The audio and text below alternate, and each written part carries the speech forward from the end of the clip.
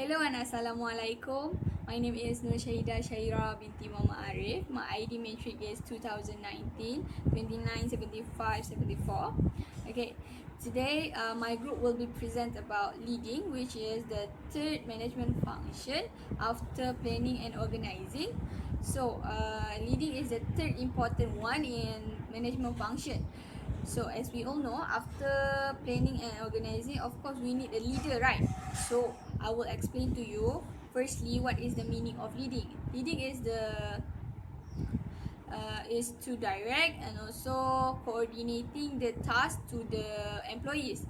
So leading involve to motivate the employees and also select the effective communication channels, and also leading also involve resolve the conflicts among the members.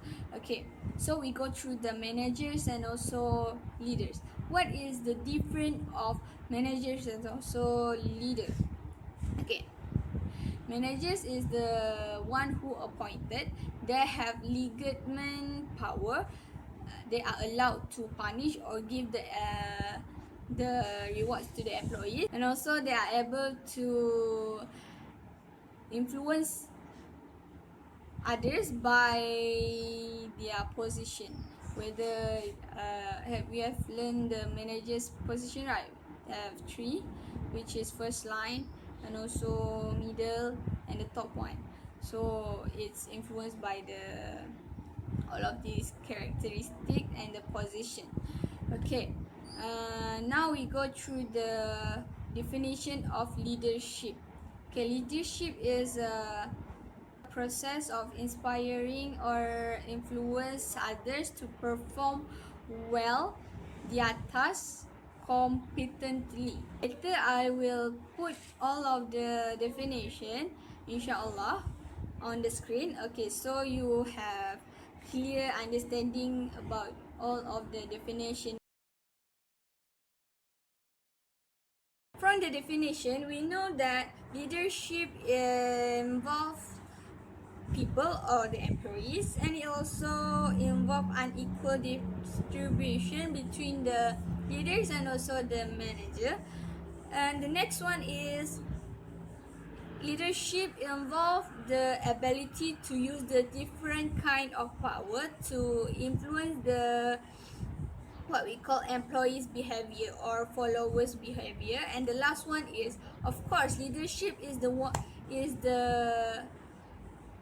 one of moral value, obligation, and also responsibility towards the other people. Okay, we go to leadership.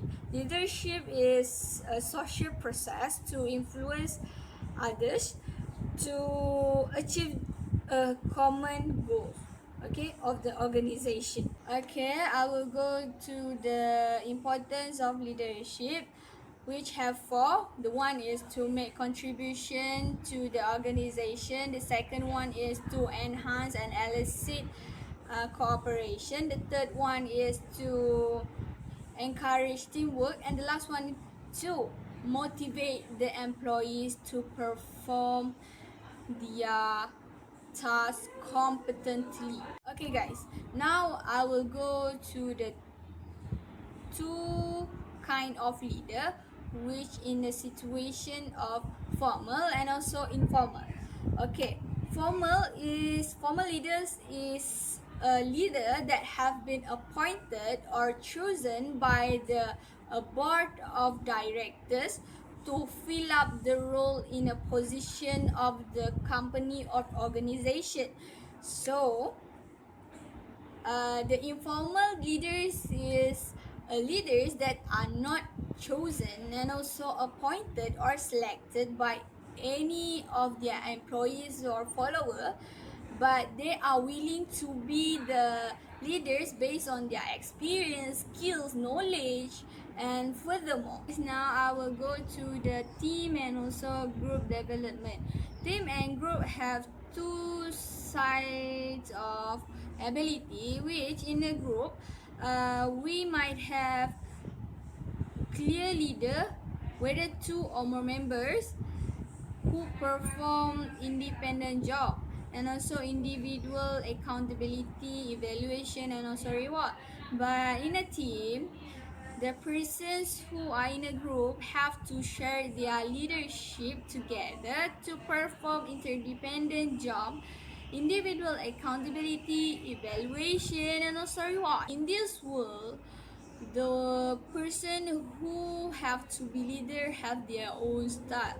So here's I will explain to you the kind of leadership styles that combine the skill, behavior, and also the trait. Okay, firstly, the first theory is about trait theory. Okay, as we all know, some of our friends might have leadership which they are born to be a leader or influence others. And the second one is about behavioral theory, which the leaders are not only born to be a leader, but it also can make. But so the person who doesn't have any leadership value, they can develop it through training or the kinds of tools that helps them to be a person who have leadership value. In behavioral theories, we need to look at two aspects in leadership to develop it, in leadership function and also leadership style. Okay, here's have three different kind of leadership styles, which is autocratic, democratic, laissez-faire style. Okay, firstly we will go to autocratic style. Autocratic style is centralized authority, low participation. The manager have to make a decision and tells the employees what to do and closely supervise them. Basically, it is X behavioral. Second one is democratic style. It's allow high participation, involvement, and also feedback. So the manager make the decision and tell the employees what to do, but they doesn't supervise them very closely. So it is Y theory behavior. Okay, the last one is laissez-faire style. It is a very bad style of leadership. Okay, it's allowed or required hands-off management. The manager doesn't follow up their employees and they allow the employees to make their own decision. So it is very bad style. Okay. Through the explanation of democratic, autocratic, and also laissez-faire style, the most of the employees love the person or a leader who have a democratic style. So if you want to influence others, you have to make sure you have better leadership value to influence it, but not in a bad way. Okay, next we go through the managerial grid, which it requires the two-dimension view of leadership that concerned about people and also production. In the screen, I will show you the management that are very concerned of the people or production, or low concerned about people and production.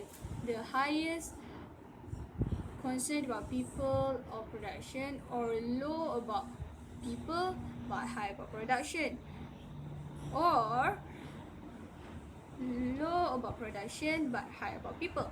So I will show it in the screen. The last one is contingency leadership theory.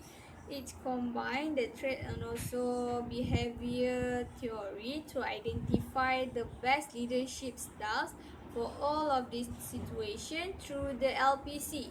Do you guys know what is the meaning of LPC?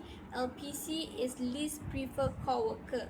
So if you guys have good result or high result in LPC, you are human relation orientation.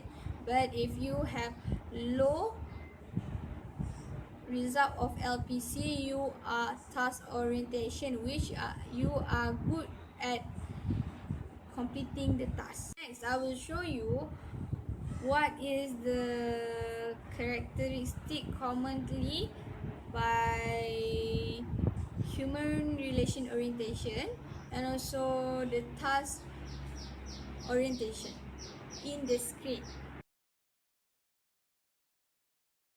The second part of contingency leadership theory is determined to the situation variableness in particular situation to enable influence the employees or the follower. So here is consider leader and also member relation, task structure, and also position and power. Okay, for the summary, trait theory is a theory that defines the leader is born, not to be made. But in behavioral theory, the leader are not only born but also can made it through training. And through the contingency theory, it's about define the leadership on various situations to influence others. That's consider leader, member relation, position power, and also task structure. Okay, next we will go through my friend. Hi, Assalamualaikum. My name is Farah Nizatul Hafa binti Azhar. Today I will explain about definitions of motivations.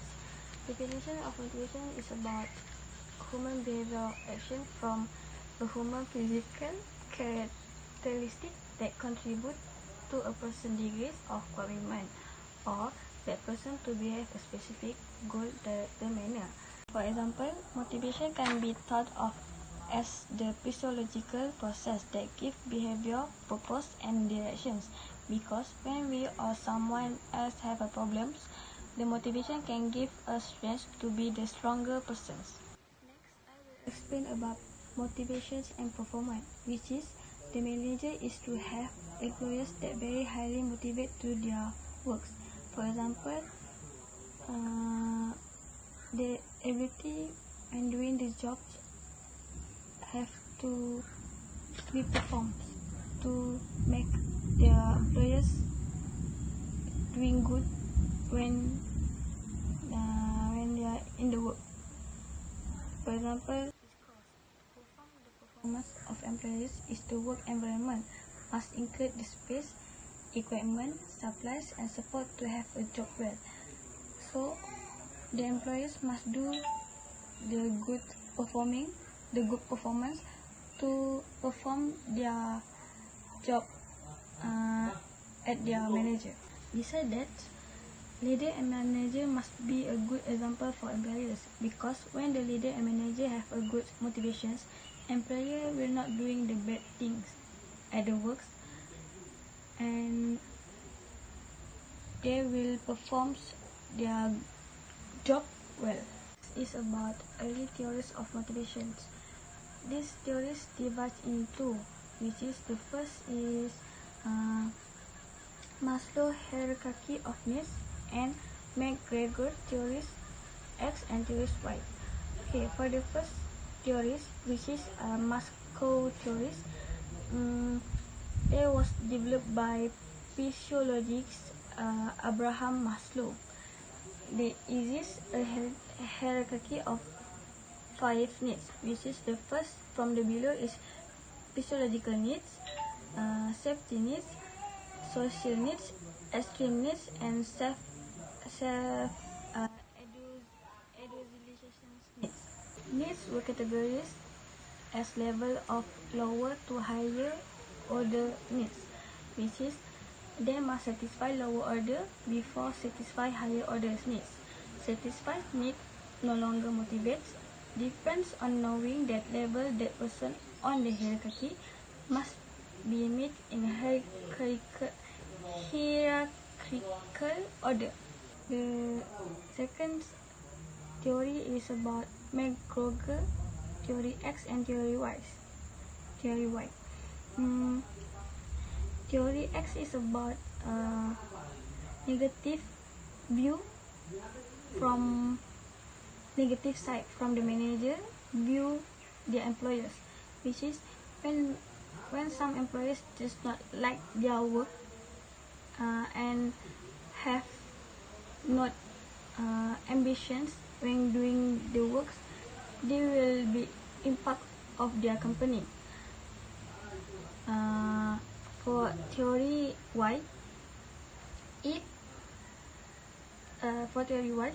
it's about positive side of the manager to their employers, which is when some employees doing the good thing and like their work, their manager will be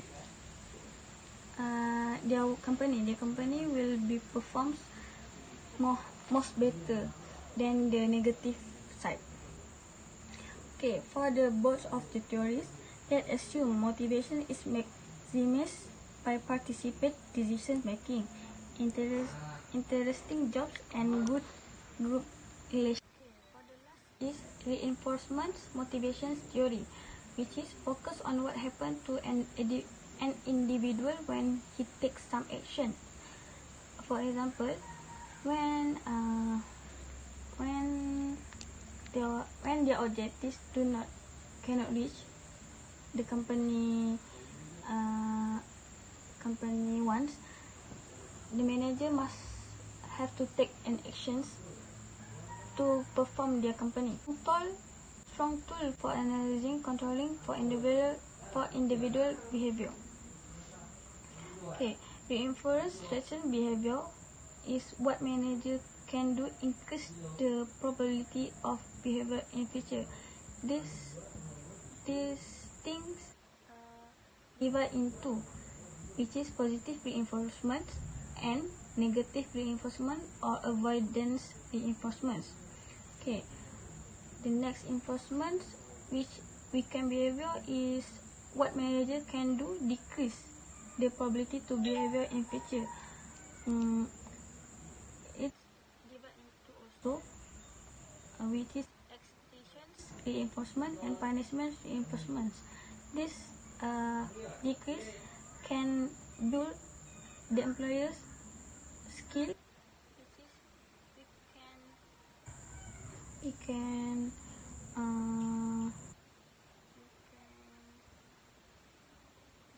him how the important when doing the work. Okay, so that's all from me. Thank you. Assalamualaikum warahmatullahi wabarakatuh. My name is Nur Elena Diana, and today I'm going to present about communication, which is have definition, interpersonal communication method, channels of communication, importance of communication, and interpersonal communication process. So what is communication? Communication is the process of transmitting information and meaning. We have to transfer and understanding of meaning. Transfer means the message was received in a form that can interpreted by the receiver.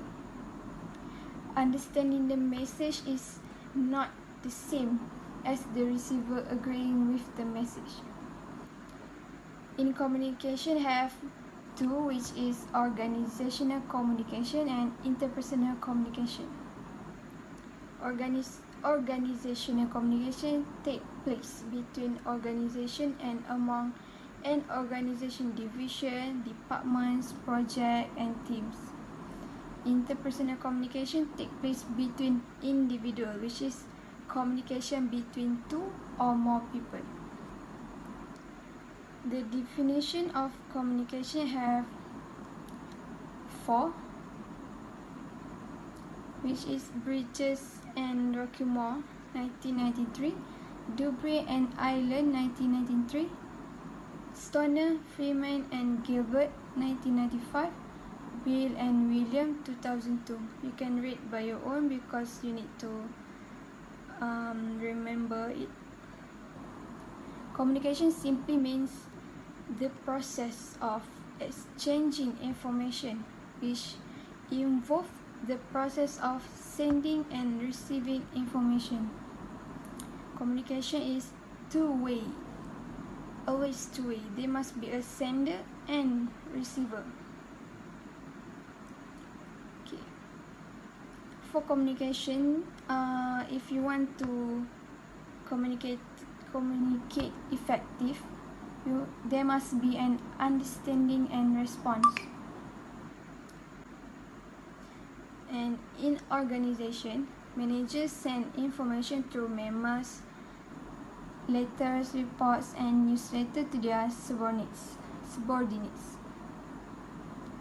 Okay, organizational communication.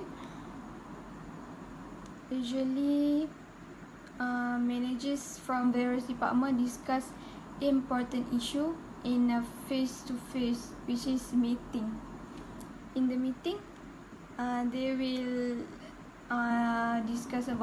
identify about the problem, discuss and solve the problem.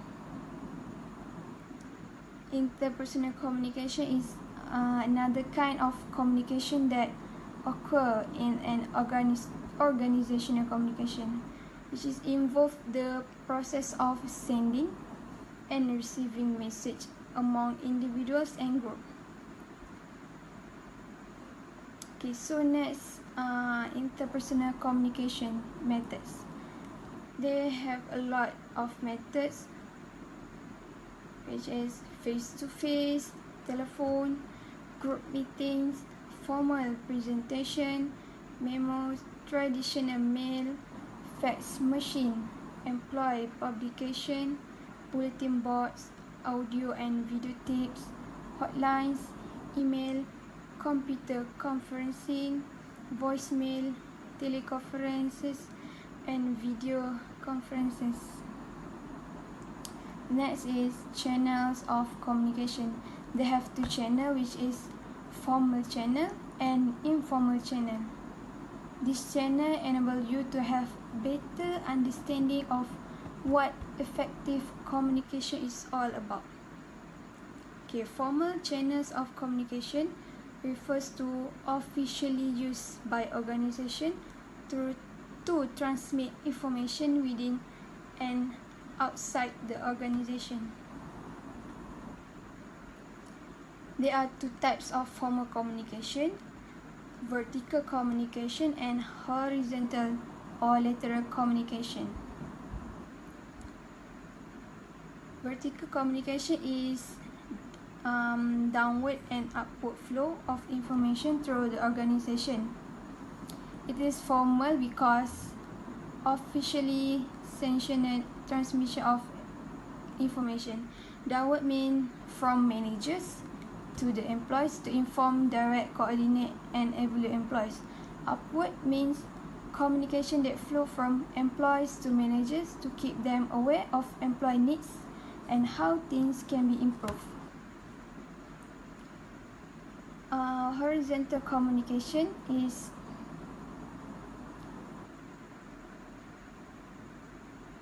information shared between peers, which is between their teammates, their group mates, or their office mates. It refers the movement of flow of information between individuals.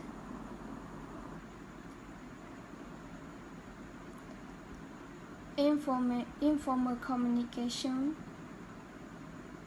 is communication that is not defined by the organization hierarchy.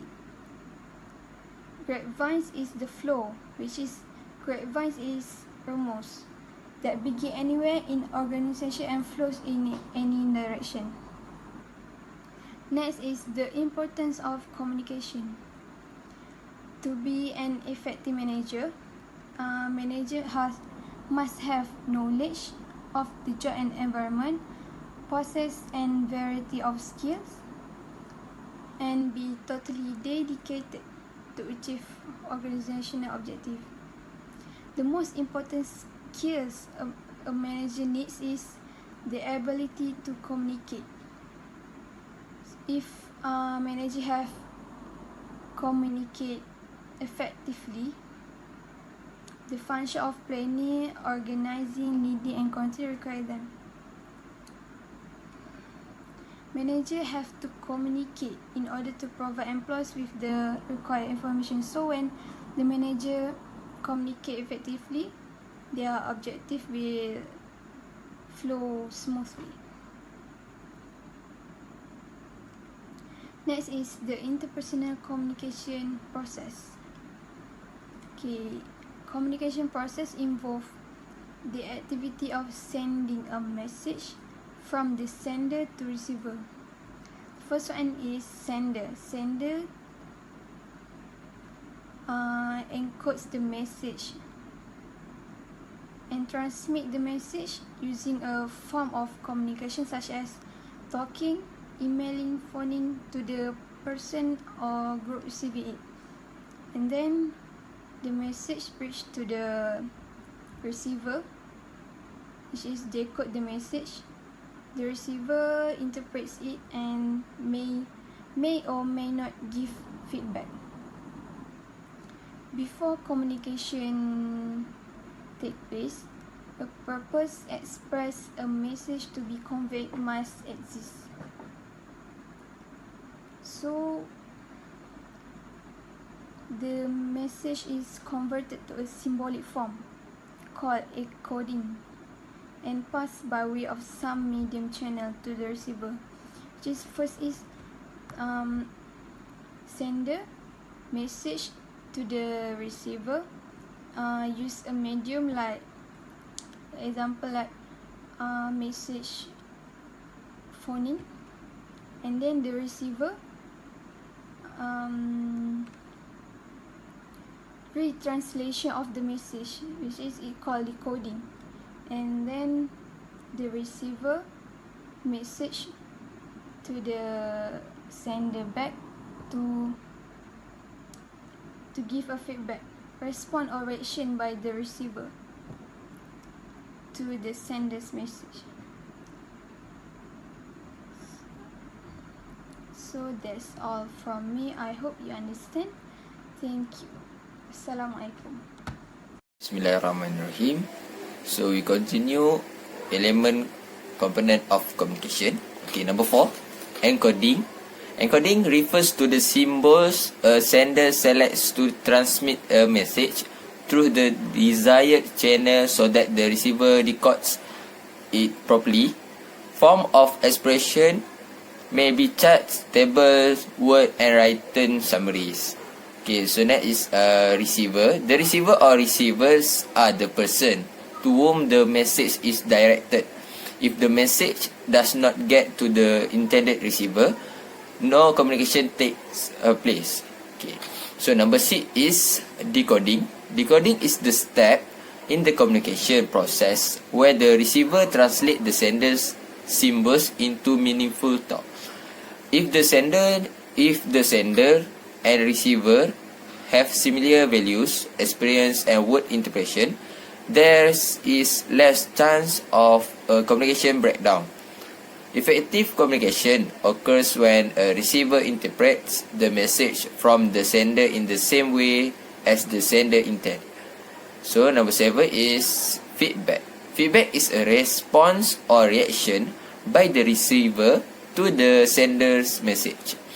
It may be an acknowledgement that the message has been received, or the receiver may take the action desired by the sender.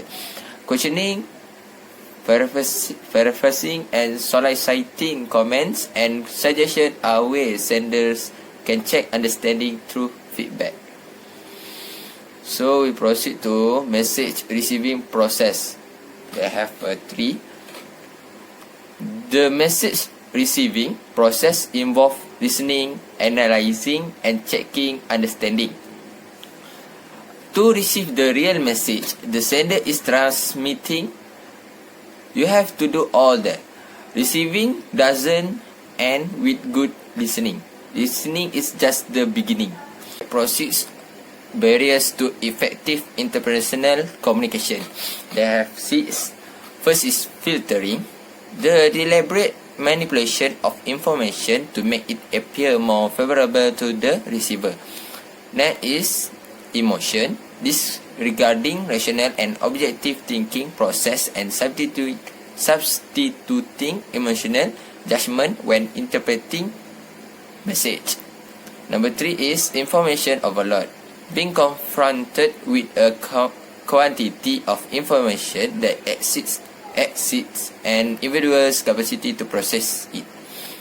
So next, defensiveness, when threatened, reacting in a way that reduces the ability to achieve mutual understanding.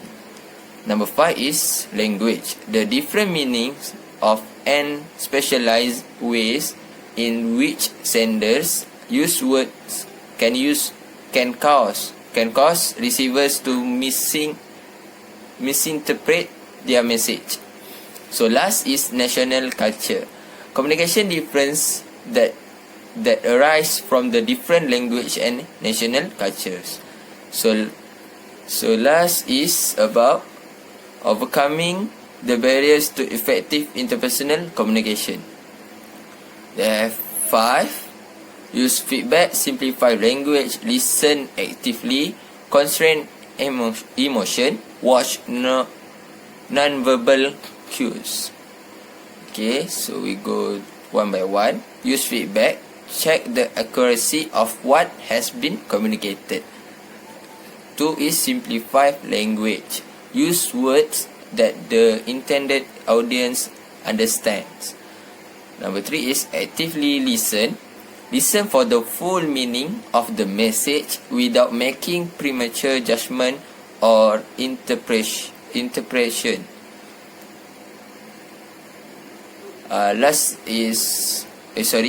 Number 4 is constrain emotion. Recognize when your emotions are running high and don't communicate until you have calmed down. And last is watch for non-verbal clues. Be aware that your action speak louder than your words. Keep the two consistent. So that's all.